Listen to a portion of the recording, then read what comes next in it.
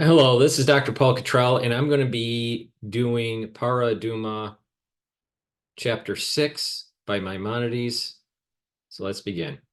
The water upon which the ashes of the red heifer are placed must be drawn only with a container and only from a spring or flowing river, as Numbers chapter 19, verse 17 states, and he shall place upon it living water in a vessel. Placing the ashes of the heifer on the water that was drawn is called sanctification. The water on which the ashes are placed is called mie chatas, and sanctified water. Scripture, Numbers chapter 19, verse 9, refers to them as me nida, sprinkling water. Everyone is acceptable to draw the water for the ashes of the red heifer except a deaf mute, an intellectually or emotionally compromised person, and a minor. Similarly, everyone is acceptable to sanctify the water except a deaf mute, an intellectually or emotionally compromised person, and a minor.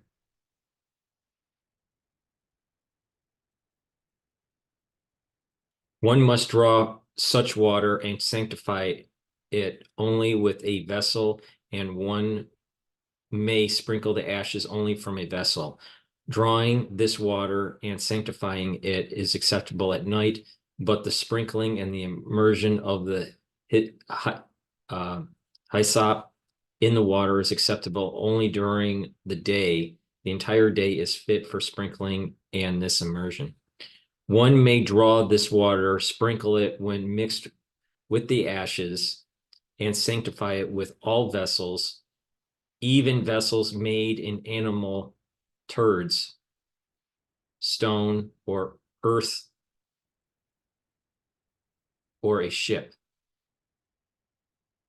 This applies to earthenware utensils and all other utensils. One may not, however, draw this water, sprinkle the water, or sanctify it with the walls of a vessel, the base of an earthenware distributor of water, the ceiling of a jug, one's hands, an eggshell, or a trough within a natural rock. One may, however, use an egg made by a potter because it is considered a vessel made from earth. We may not sanctify with the base of a wooden vessel, that of a glass vessel, or that of a bone vessel, unless they were smoothed down, repaired, and made into a vessel in their own right. Similarly, if the ceiling of a jug was fixed to serve as a vessel, one may sanctify the water with it. The ostrich egg is acceptable for sanctification.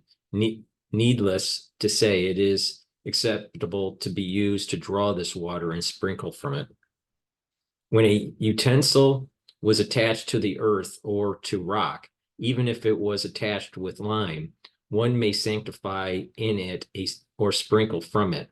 The following laws apply if one made a border of clay around such container, and the water in the container was filled beyond its limits until it is held within the border. If the border remains intact when the container is moved, the water in it is acceptable. It is as if it is in a container made from earth. If not, it is as if one formed a border of clay on a rock or on the earth and filled it with water. This would be unacceptable because the water is not a container. When the earthen container has been perforated to the extent that water would enter it, one may not draw this water to sanctify it. If, however, its hole is smaller and the water will leak out, but will not enter, one may sanctify with it. Even a container, I'm sorry, when a container has been perforated from below and plugged, closed with rags, it is invalid. The rationale is that the water in it is not resting on the base of the utensil, but on the plug. If it was perforated from the side and plugged, it is acceptable to draw the water, sanctify it, and sprinkle it using such a container. When someone splashes water from a spring with his hands in his or his feet or with shards, causing them to enter a barrel, the water is unacceptable to be used for a red heifer because it was not drawn with a utensil. Even if one placed the barrel in the water and pushed the water with his hands or feet or with vegetable leaves so that it flows into the barrel, it is unacceptable. Similarly, if one submerged articles into water so that the water would rise and flow into the barrel, it is unacceptable. If one did the above with the leaves or reeds or nutshells, the water is acceptable.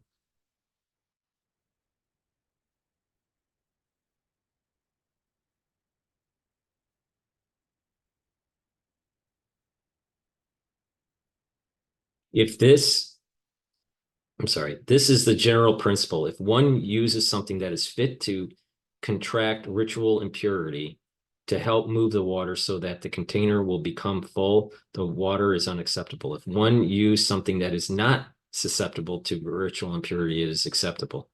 If one causes a spring to flow into a vat or into a pool and then drew water with a container from that pool or vat, it is unacceptable.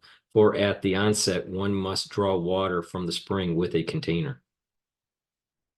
The Great Sea is considered like a mikvah and not like a spring. Therefore, water to be sanctified may not be drawn from it.